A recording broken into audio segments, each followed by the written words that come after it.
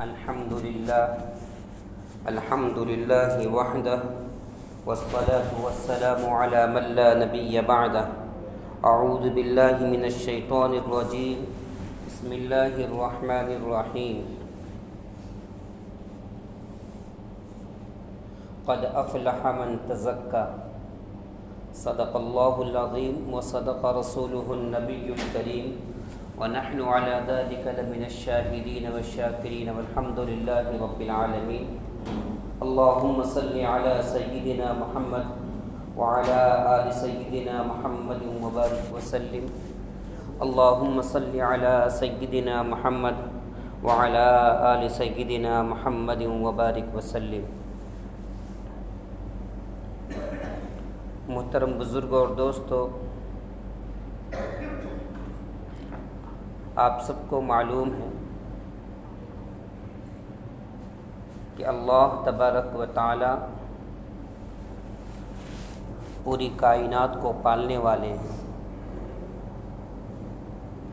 اللہ تبارک و تعالی نے جب اپنا تعارف کرایا تو فرمایا الحمدللہ رب العالمین۔ اللہ کے بہت سارے نام تھے، لیکن اللہ نے اپنے لیے رب کو پسند فرمایا۔ رب اس کو کہتے ہیں جو پیار اور محبت کے ساتھ بتدریج انسان کی پرورش کرے، ابتدا سے لے کر انتہا تک بتدریج پرورش کرنے والے کو رب کہا جاتا ہے۔ اللہ تبارک و تعالی جتنا اپنے بندوں پر شفیق ہے، مہربان ہے، اسی طریقے سے اللہ رب العزت نے اپنے پیارے حبیب صلی اللہ علیہ وسلم کے لیے رحمت للعالمین کا لفظ فرمایا۔ اللہ رب العالمین ہے، آپ صلی اللہ علیہ وسلم رحمت للعالمین ہیں۔ اللہ رب العزت نے ہم سب کو رمضان جیسا عظیم الشان مہینہ عطا فرمایا تھا۔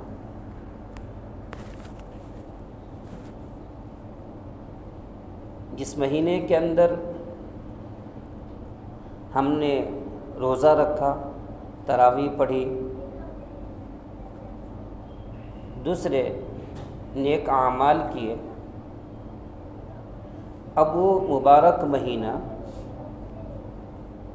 جس کا ہم کافی شدت سے انتظار کر رہے تھے، جب وہ مہینہ ہمارے اوپر سایہ فگن ہوا، ہم نے اس کا استقبال بھی کیا، تراویح بھی پڑھی، روزہ بھی رکھا، سب کچھ کیا۔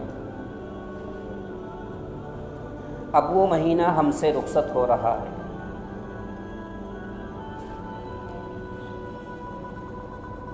جب کوئی عبادت کے بعد آپ صلی اللہ علیہ وسلم کا معمول تھا کہ آپ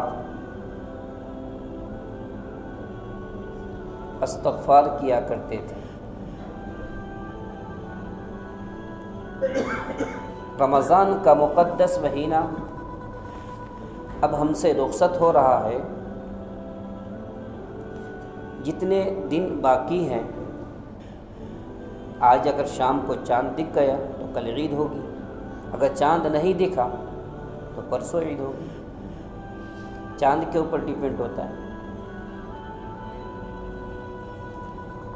جتنے لمحے باقی ہیں، جتنے ایام باقی ہیں، ان ایام کی قدر کر کے انسان کو اللہ کی طرف متوجہ ہو جانا چاہیے، اللہ سے معافی مانگتے رہنا چاہیے۔ آپ صلی اللہ علیہ وسلم عبادت کرتے اور عبادت کے بعد اللہ تبارک و تعالیٰ سے فریاد کرتے کہ اللہ جیسی آپ کی عبادت کا حق تھا ہم عبادت نہیں کر سکے، جیسا آپ کی معرفت کا حق تھا ہم ویسا حق ادا نہیں کر سکے۔ ایسے ہی ہمیں اللہ کے دربار میں اپنے آپ کو عاجز بنا کر، مسکین بنا کر، مجبور بنا کر اللہ کے سامنے اپنے آپ کو پیش کرنا ہے۔ اے اللہ، ہم اس لائق نہیں تھے کہ آپ ہمیں رمضان جیسا عظیم الشان مہینہ عطا فرماتے۔ ہم تو بہت گنہگار تھے، بہت پاپی تھے، ہم نے آپ کی بہت نافرمانیاں کی، کھلم کھلا ہم نے آپ کی نافرمانیاں کی، لیکن پھر بھی اللہ تبارک و تعالی رب العالمین ہے کہ اللہ اپنے بندوں سے 70 ماؤں سے زیادہ پیار کرنے والا، اللہ اپنے بندوں سے 70 ماؤں سے زیادہ محبت کرنے والا۔ اللہ نے ہمارے گناہوں کی طرف نظر نہیں دوڑائی، اللہ نے ہمارے اعمال کو نہیں دیکھا، اللہ نے ہماری کمزوری کو نہیں دیکھا۔ تو ہمیں اللہ کے سامنے عرض کرنا ہے، اللہ کے سامنے کہنا ہے کہ اللہ، سراپا گنہگار ہونے کے باوجود، سراپا خطاکار ہونے کے باوجود آپ نے رمضان جیسا عظیم الشان مہینہ ہم سب کو عطا فرمایا۔ جیسی قدر کرنی چاہیے تھی، جیسی نمازیں پڑھنی چاہیے تھی، جیسے تراویح پڑھنی چاہیے تھی، جیسا روزے کا حق ادا کرنا چاہیے تھا، ہم نے ادا نہیں کیا۔ تو انسان کو اللہ سے معافی مانگنا ہے۔ دوسرا کام یہ کرنا ہے، اللہ کا شکر ادا کرنا ہے۔ اللہ سے معافی مانگنا ہے اور اللہ کا شکر ادا کرنا ہے کہ اللہ تبارک و تعالی نے ہمیں تمام کی تمام عبادت کی توفیق عطا فرمائی۔ آپ کو معلوم ہے، میں تو کئی لوگوں کو جانتا ہوں جن کو مسجد میں آنے کی بھی توفیق نہیں ملی، جن کو تراویح پڑھنے کی بھی توفیق نہیں ملی، جن کو رمضان کے مہینے کے اندر روزہ رکھنے کی توفیق نہیں ملی۔ یہ توفیق کا ملنا، یہ مسجد تک آنے کا ہدایت ملنا، مسجد تک آنے کی ہدایت ملنا، یہ سب اللہ تبارک و تعالی اپنے فضل و کرم سے عطا فرماتے ہیں۔ تو اللہ تبارک و تعالی نے ہم سب کو عطا فرمایا۔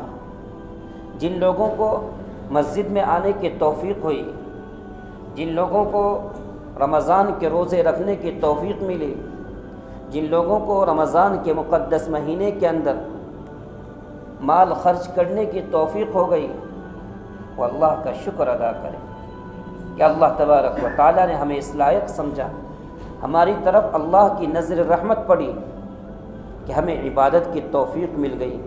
اے اللہ، ہم آپ کا شکر ادا کرتے ہیں۔ تو دو کام کثرت سے کرنا ہے، ایک تو استغفار کرنا ہے، ایک اللہ کا شکر ادا کرنا ہے۔ اللہ تبارک و تعالی نے رمضان جیسا عظیم الشان جو مہینہ عطا فرمایا، اس مہینے کے اخیر میں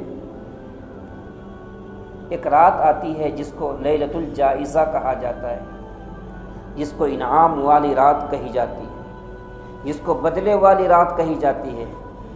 جیسے کہ بچہ اسکول کے اندر اچھے نمبر سے کامیاب ہو جاتا ہے، جب اس کو اسکول کی طرف سے انعام ملنے والا ہوتا ہے، اسکول کی طرف سے اس کو کوئی سرٹیفکیٹ ملنے والی ہوتی ہے، تو وہ بچہ کتنا خوش ہوتا ہے۔ اس کو اپنی پوری محنت کے اوپر، جس نے رات دن اپنے پڑھائی کے اندر محنت کی ہے، اس کو اپنے دل کے اندر سکون ملتا ہے، اطمینان آتا ہے کہ میری محنت کام کر گئی، میری محنت رنگ لا گئی۔ ایسے ہی عید کی رات کو لیلۃ الجائزہ کہا جاتا ہے۔ لیلۃ الجائزہ کا مطلب انعام والی رات، برکت والی رات۔ اللہ تبارک و تعالی اس رات میں، جو آدمی اس رات میں جاگ کر گزارتا ہے، اللہ تبارک و تعالی اس وقت جب تمام کے تمام بندوں کے قلوب، بندوں کے دل مردہ ہو جاتے ہیں، اس وقت اللہ تبارک و تعالی اس رات میں جاگنے والوں کے دل کو زندہ رکھتا ہے۔ اب آپ کے ذہن کا ایک سوال پیدا ہوگا کہ ہم تو رمضان کے مقدس مہینے کے اندر ہم نے راتوں میں جاگ کر اللہ کی عبادت کی، رمضان کے مقدس مہینے کے اندر ہم نے خوب نمازیں پڑھی، راتوں کے اندر ہم نے خوب عبادت کی، لیکن اللہ تبارک و تعالیٰ نے یہ وعدہ نہیں فرمایا۔ لیکن لیلۃ الجائزہ کی رات کے اندر ایسی کون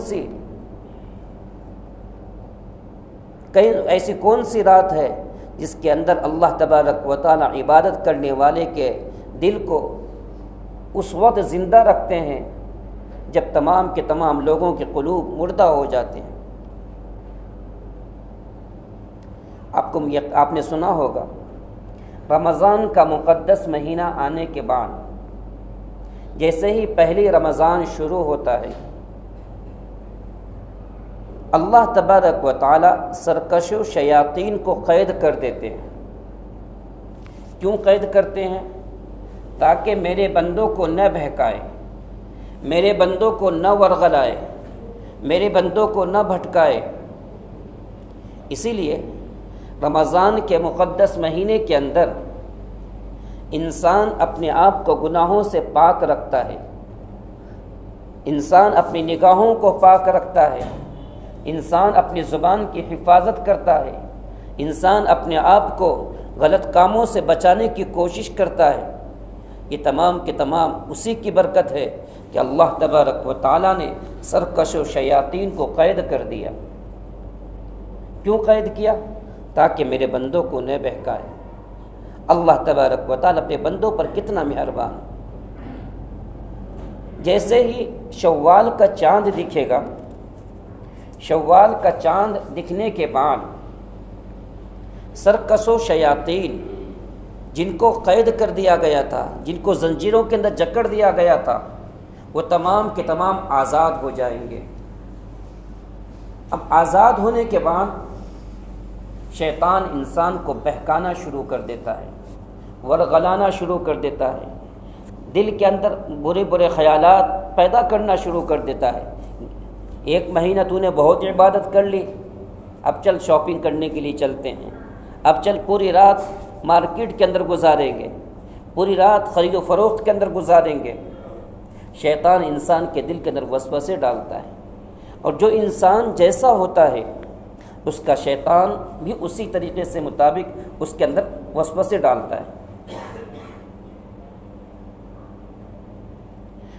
تو جب شیطان آزاد ہو گیا، شیطان آزاد ہونے کے بعد جب ایک شوال کا چاند نظر آتا ہے، اس وقت شیطان تو آزاد ہو گیا، لیکن اس وقت بھی اس رات میں جو اللہ کے نیک بندے، اللہ کے خاص بندے، اللہ کے محبوب بندے اس رات کے اندر اللہ کی عبادت میں مشغول ہو جاتے ہیں، شیطان کے بہکاوے میں نہیں آتے، شیطان کے ورغلانے میں نہیں آتے، تو اللہ تبارک و تعالی اس وقت جب تمام کے تمام لوگوں کے دل مردہ ہو جاتے ہیں، اس وقت اللہ تبارک و تعالی اس کے دل کو زندہ رکھتے ہیں۔ کیوں؟ اس لیے کہ شیطانی طاقت کے باوجود اس نے اپنے آپ کو میری عبادت کے لیے فارغ کر دیا۔ اسی لیے رمضان کے مقدس مہینے کے اندر ہم رات میں تہجد کی پابندی کیا کرتے تھے، تو لیلۃ الجائزہ کی رات میں یعنی 1 شوال کی رات کے اندر ہمیں یہ کرنا ہے کہ جتنا ہو سکے ہم عبادت کرنے کی کوشش کریں۔ عشاء کی نماز کے بعد جتنا ہو سکے ہم عبادت کرنے کی کوشش کریں۔ اگر ہم رات میں سحری کے وقت میں، تہجد کے وقت میں نہیں اٹھ سکتے، جیسے ہم 4 بجے اٹھتے تھے، کوئی 3:30 بجے اٹھتا تھا، اٹھنے کے بعد کچھ عبادت کر لیا کرتا تھا، اگر ہم نہیں اٹھ سکتے تو ہم رات کو سونے کے وقت میں تہجد کی 4 رکعت یا 12 رکعت یا 2 رکعت ہم نیت کر کے پڑھ لیں اور سو جائیں۔ فجر کی نماز پابندی کے ساتھ پڑھنے کی کوشش کریں۔ اصل تو تہجد کا وقت، رات کا آخری حصہ جس کو سحری کا وقت کہا جاتا ہے، وہ وقت بہت بہترین وقت ہوتا ہے۔ اس رات میں ہم عبادت کرنے کی کوشش کریں۔ ہم تھوڑی سی عبادت کریں گے، اللہ تبارک و تعالی ہماری تھوڑی سی عبادت کو قبول فرما کر ہمارے دلوں کو کیا کرے گا؟ زندہ رکھے گا، مردہ ہونے سے بچا لے گا۔ دوسرا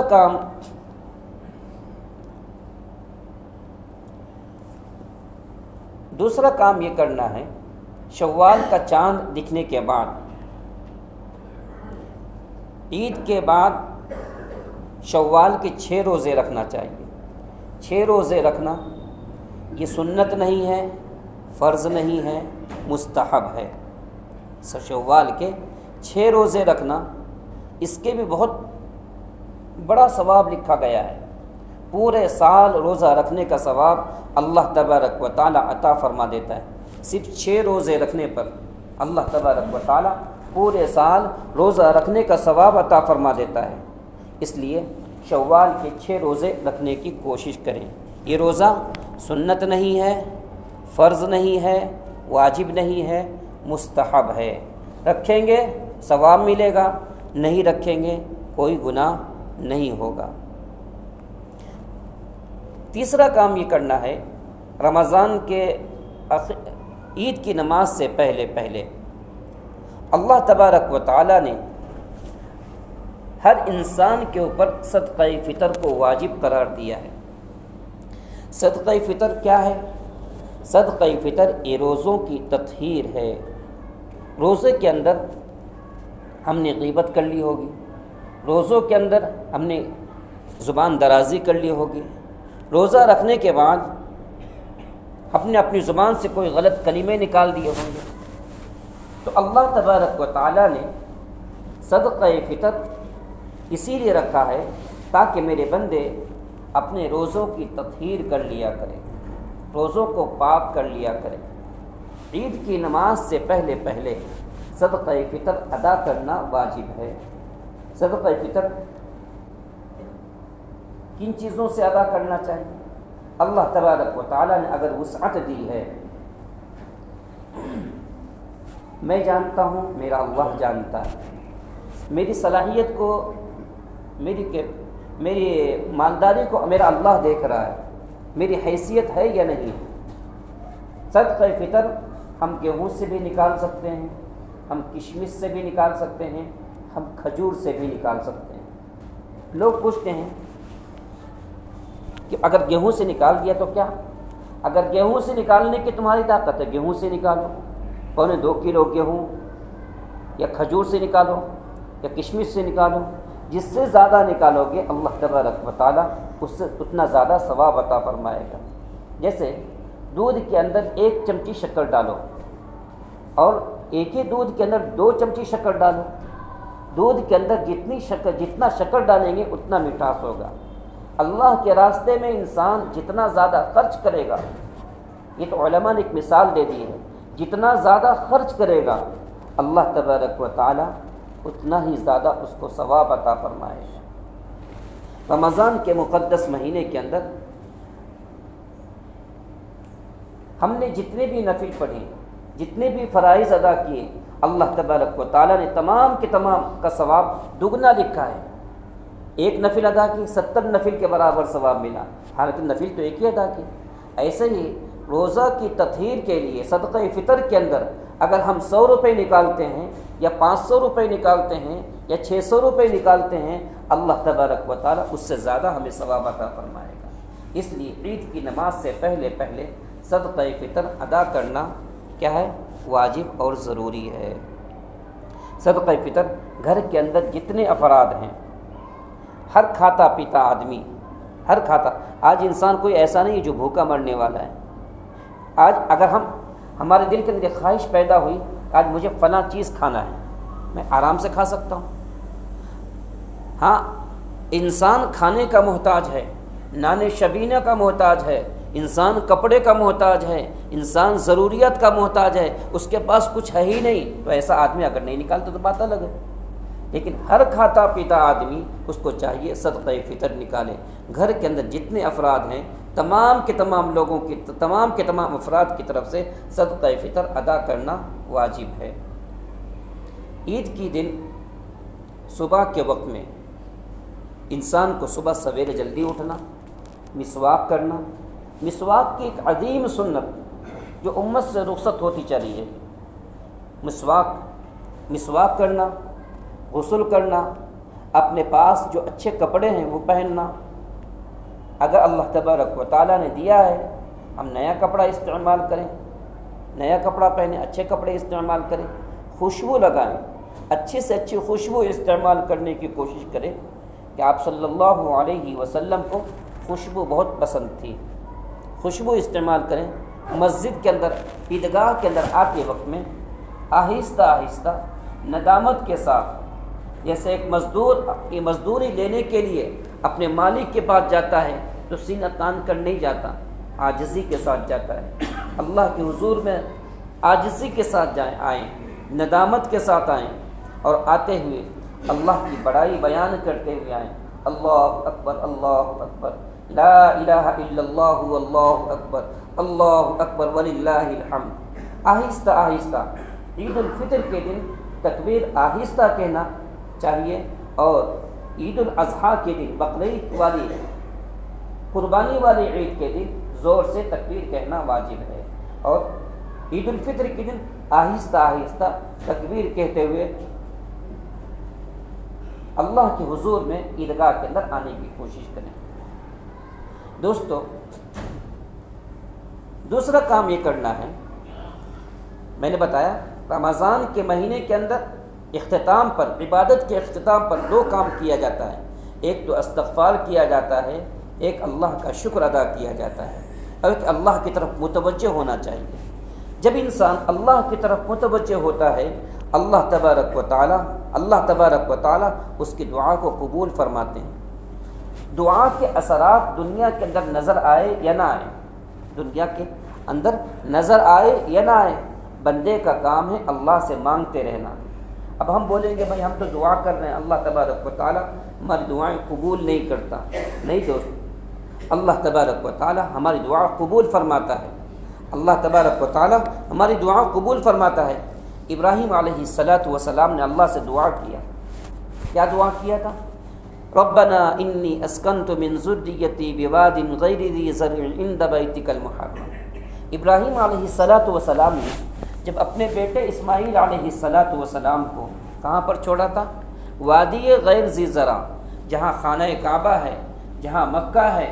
آج وہاں پر ہر طرف بلڈنگ نظر آ رہی ہے، ہر طرف انسان ہی انسان نظر آ رہے ہیں، ہر طرف دکان نظر آ رہی ہے۔ لیکن جب ابراہیم علیہ السلام نے اللہ کے حکم سے اپنے بیٹے اسماعیل کو وادی غیر ذی زرع کے اندر، یعنی خانہ کعبہ کی جگہ پر چھوڑا تھا، اور وہاں اللہ تبارک و تعالیٰ سے دعا فرمایا تھا، ربنا لیقیموا الصلاۃ فاجعل افئدۃ من الناس تہوی الیہ۔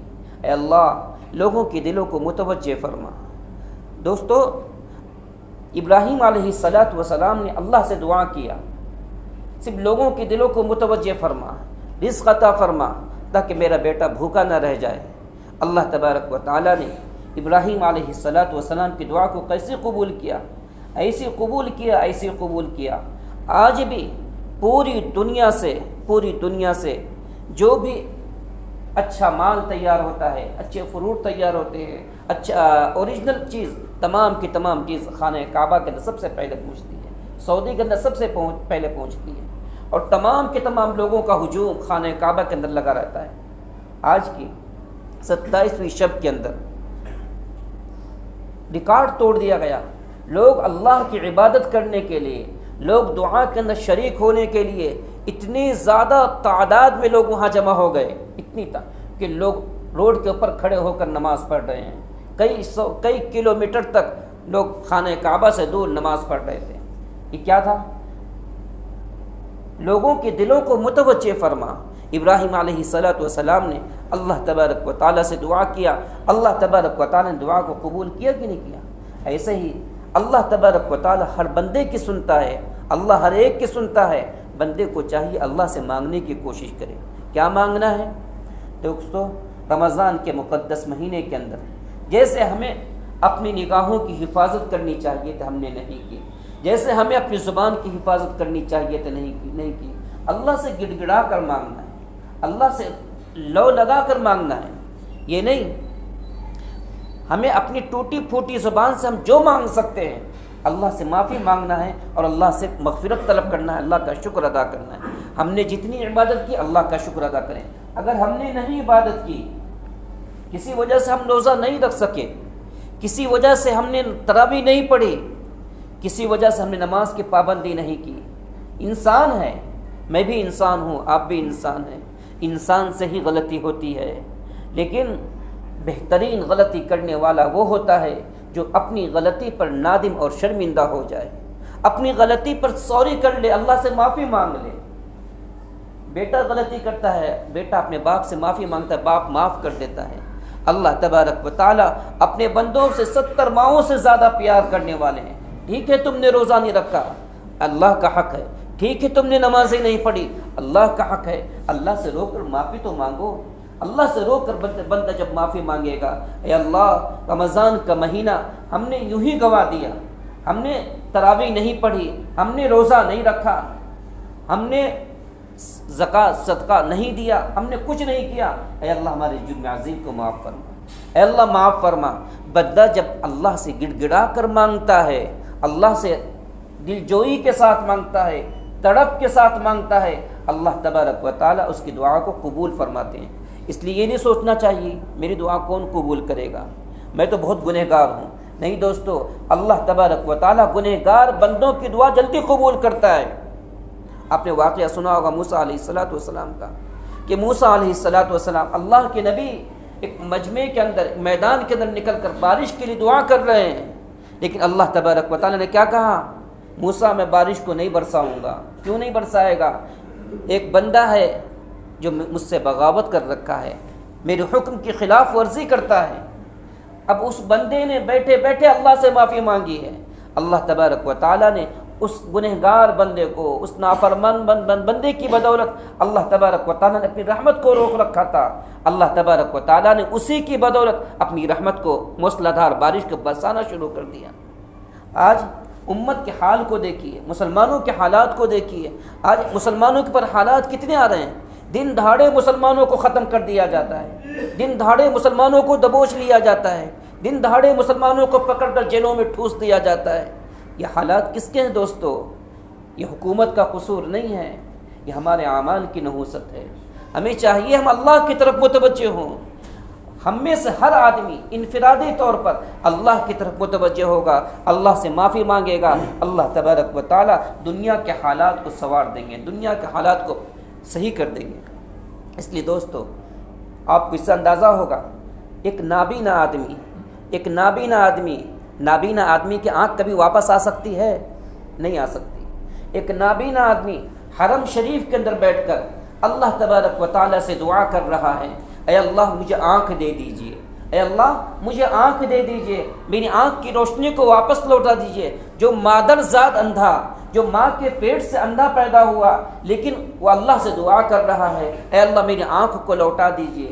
حجاج ابن یوسف جو بہت ظالم بادشاہ گزرا ہے، جس نے کئی صحابوں کو قتل کیا ہے، جب حجاج ابن یوسف وہاں سے گزرا، دیکھا نابینا آدمی اللہ سے دعا کر رہا ہے، میری آنکھ لوٹا دیجئے۔ کہا کیا دعا مانگ رہا ہے؟ کہا کہ میری آنکھ لوٹا دیجئے۔ مجھے پہچانتا ہے کون ہے؟ کہا کہ نہیں پہچانتا ہے، میں حجاج ہوں، حجاج۔